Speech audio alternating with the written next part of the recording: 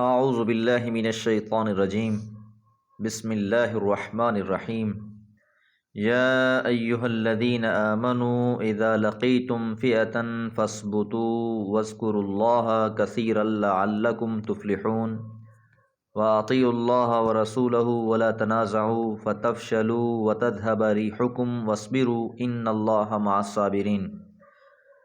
سورۃ الانفال آیات 45 اور 46۔ یا ایہا الذین آمنو، اے لوگو جو ایمان لائے ہو، اذا لقیتم، جب تمہاری ملاقات ہو جائے۔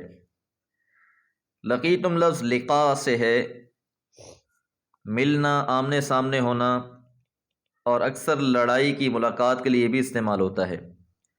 یہاں بھی یہی مراد ہے کہ جب بھی تمہاری دشمن سے مٹ بھیڑ ہو جائے، دشمن سے مقابلہ ہو جائے، تو اب اللہ تعالیٰ آئندہ کے لیے کچھ نصیحتیں، کچھ احکامات بیان فرما رہے ہیں مسلمانوں کے لیے۔ تو فرمایا جب بھی تمہاری ملاقات ہو جائے، فئتن، گروہ سے، جماعت سے۔ فئہ کا لفظ فا یفیو فئہ سے ہے۔ قرآن مجید میں یہ زیادہ تر لفظ لڑنے والی جماعت کے لیے استعمال ہوا ہے، خواہ وہ کفار کی جماعت ہو یا مسلمانوں کی، اور خواہ مستقل جماعت ہو یا کمک لے کر آنے والی جماعت ہو۔ جس طرح اللہ تعالیٰ نے فرمایا کم من فئۃ قلیلۃ غلبت فئۃ کثیرۃ باذن اللہ، سورہ بقرہ میں، کہ کتنی ہی چھوٹی جماعتیں زیادہ جماعتوں پر اللہ کے حکم سے غالب آ گئیں۔ تو اس آیت میں دشمن سے مقابلے کے وقت لڑائی کے آداب اور دلیری اور شجاعت حاصل کرنے کے طریقے سکھائے جا رہے ہیں۔ تو پہلا حکم یہ دیا جا رہا ہے فَاثْبُتُوا، ثابت قدم رہو، جمے رہو، کیونکہ ثابت قدمی ہی بنیاد ہے کسی بھی کامیابی کی۔ یہی وجہ ہے کہ حضرت طالوت نے دشمن سے مٹ بھیڑ کے وقت یہ دعا کی تھی، ربنا افرغ علینا صبرا وثبت اقدامنا وانصرنا علی القوم الکافرین۔ تو ثابت قدمی بنیادی چیز ہے، پہلی چیز ہے۔ وَاذْكُرُوا اللَّهَ، دوسری نصیحت کہ تم اللہ کا ذکر کرو، کثیرا، کثرت کے ساتھ، کہ کثرت کے ساتھ اللہ کو یاد کرنا ہے، اللہ کا ذکر کرنا ہے، اللہ کی تسبیحات پڑھنی ہے، کیونکہ تمہیں جو بھی کامیابی حاصل ہونی ہے وہ اللہ کی وجہ سے ہی ہونی ہے۔ تو جتنا اللہ کا ذکر کرتے رہو گے اتنا تم مضبوط رہو گے، تمہارے دل مضبوط رہیں گے، تمہیں یہ یقین اور پختگی رہے گی کہ اللہ تعالیٰ کی مدد تمہارے ساتھ ہے، اس کی نصرت تمہارے ساتھ ہے، تو یہ ثابت قدمی میں مزید فائدہ مند ہوگی۔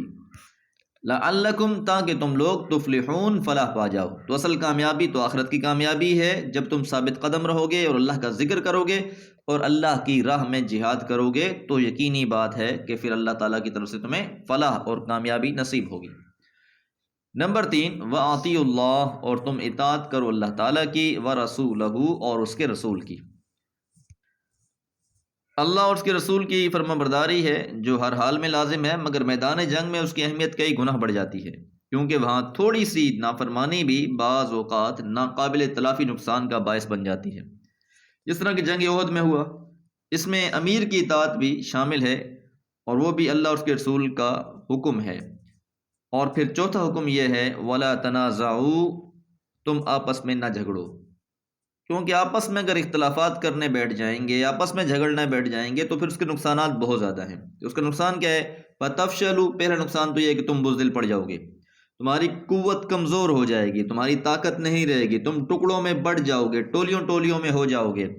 اور دوسرا نقصان وَتَذْهَبَ رِيحُكُمْ، اور تمہاری ہوا اکھڑ جائے گی، یعنی یہ جو تمہارا روب اور دبدبا ہے دشمن پر، وہ ختم ہو جائے گا۔ وَاصْبِرُوا، اور صبر کرو، کیونکہ جھگڑا اور اختلاف اگر کریں گے تو فتح کے بعد شکست نظر آنے لگے گی، جس سے تمہارے دلوں میں بزدلی پیدا ہوگی اور تم ہمت ہار بیٹھو گے، اور تمہاری ہوا جاتی رہے گی، یعنی تمہارے درمیان پھوٹ دیکھ کر دشمن پر سے روب اٹھ جائے گا، اور وہ تم پر پھر سے غلبہ پانے کے لیے اپنے اندر جرت محسوس کرنے لگیں گے، تو اس لیے اس چیز کی ممانعت کر دی۔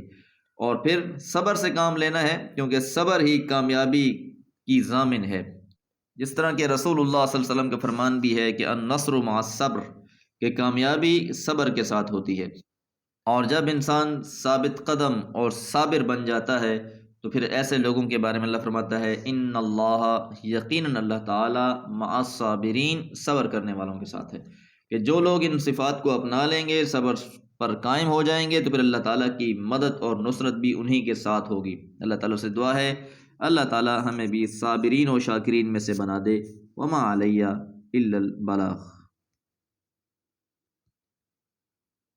اعوذ باللہ من الشیطان الرجیم، بسم اللہ الرحمن الرحیم۔ ولا تكونوا كالذين خرجوا من ديارهم بطرا ورئاء الناس ويصدون عن سبيل الله والله بما يعملون محيط۔ سورۃ الانفال آیت نمبر 47۔ آیت نمبر 45 اور 46 میں ہم نے یہ بات جانی کہ اللہ تعالیٰ نے مسلمانوں کو یہ نصیحت فرمائی کہ جب تم کافروں سے مد مقابل ہو جاؤ تو ثابت قدم رہو اور اللہ کا ذکر کثرت سے کرو تاکہ تم لوگ فلاح پا جاؤ۔ تیسری بات فرمائی اللہ اور اس کے رسول کی اطاعت کرو۔ چوتھی بات کہ آپس میں تنازع نہ کرو، اور پانچویں بات کہ صبر کرو۔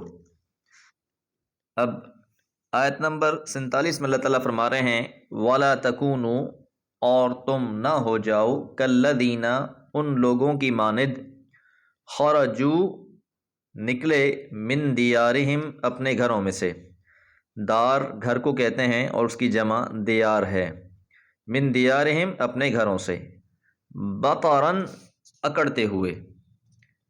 لفظ بطر کے معنی اکڑ کے چلنے اور متکبرانہ انداز سے منہ موڑنے کے ہیں۔ تو قرآن نے اس سے اس بدمستی اور سرکشی کو تعبیر فرمایا ہے جو اللہ کی نعمتیں پا کر کسی شخص یا گروہ پر طاری ہو جاتی ہیں، اور وہ شکر اور تواضع کے بجائے غرور اور طغیان میں مبتلا ہو جاتا ہے۔ اس لیے اللہ تعالیٰ نے ایک اور جگہ پر فرمایا وَكَمْ أَهْلَكْنَا مِنْ قَرْيَةٍ بَطَرَتْ مَعِيشَتَهَا، اور کتنی ہی بستیوں کو ہم نے ہلاک کر دیا جو اپنے وسائل معیشت کی فراوانی پر اکڑنے لگ گئی تھی۔ تو اشارہ کافروں کی روش کی طرف، اہل مکہ کی روش کی طرف کہ اللہ تعالیٰ نے بہت سے انعامات ان پر کیے اور انہوں نے ان انعامات پر اللہ کا شکر ادا کرنے کے بجائے الٹا یہ اکڑ گئے اور متکبرانہ روش اختیار کر لی۔ ان کی یہ پہلی بیماری۔ اور دوسری بیماری کیا ہے؟ وَرِئَاءَ النَّاسِ، اور لوگوں کو دکھلانے کے لیے، لوگوں کو اپنی شان اور شوکت اور شجاعت دکھانے کے لیے یہ لوگ نکلے ہیں۔ تو اشارہ قریش کی طرف ہے جو جنگ بدر کے لیے کثیر تعداد اور اسباب و وسائل کے بہتات سے گھمنڈ میں مبتلا ہو گیا اور سرکشی کرتے ہوئے یہ آگے بڑھا، اور ان کی نیت اور ارادے یہی تھے کہ نبی مہربان صلی اللہ علیہ وسلم اور آپ کے ماننے والوں کو مٹا دیا جائے گا۔ تو لوگوں کو دکھانے کے لیے اپنی قوت اور بہادری، اس زوم میں یہ لوگ نکلے۔ وَيَصُدُّونَ عَن سَبِيلِ اللَّهِ، یہاں سے ان کا تیسرا جرم بیان ہو رہا ہے۔ وَيَصُدُّونَ، اور وہ روکتے ہیں۔ صدّ یصد کا مطلب ہوتا ہے روک دینا کسی کو۔ وَيَصُدُّونَ، اور وہ روکتے ہیں، عن سبیل اللہ، اللہ کی راہ سے۔ حالانکہ ہونا تو یہ چاہیے تھا کہ تم بیت اللہ کے متولی بنے ہوئے ہو، تم تو لوگوں کو اللہ کی طرف بلانے والے ہوتے۔ اس کے بجائے ان لوگوں نے الٹا لوگوں کو اللہ کی راہ سے روکنے کی کوششیں شروع کر دیں۔ اس لیے نبی مہربان صلی اللہ علیہ وسلم، آپ کے ساتھیوں کو مکہ میں طرح طرح کی تکلیفیں اور اذیتیں دی گئیں، اور جب یہ لوگ وہاں سے ہجرت کر کے مدینہ چلے گئے اور مدینہ میں جب یہ سکون سے رہنے لگے تو ان لوگوں سے یہ بھی برداشت نہ ہوا، اور انہوں نے یہی منصوبے اور ارادے بنا لیے کہ انہیں ختم کر دیا جائے۔ تو پچھلی آیات میں اللہ تعالیٰ نے مسلمانوں کو واعظ و نصیحت فرمائی کہ کون سی صفات ہیں جن کو انہوں نے اپنانا ہے، اور اس آیت مبارکہ میں اللہ تعالیٰ نے ان صفات کا تذکرہ فرمایا کہ جن سے انہوں نے بچ کے رہنا ہے۔ اور یہاں یہ بھی سمجھانا مقصود تھا کہ مومن صرف اور صرف اللہ کا دین غالب کرنے اور اس کی رضا حاصل کرنے کے لیے نکلتا ہے۔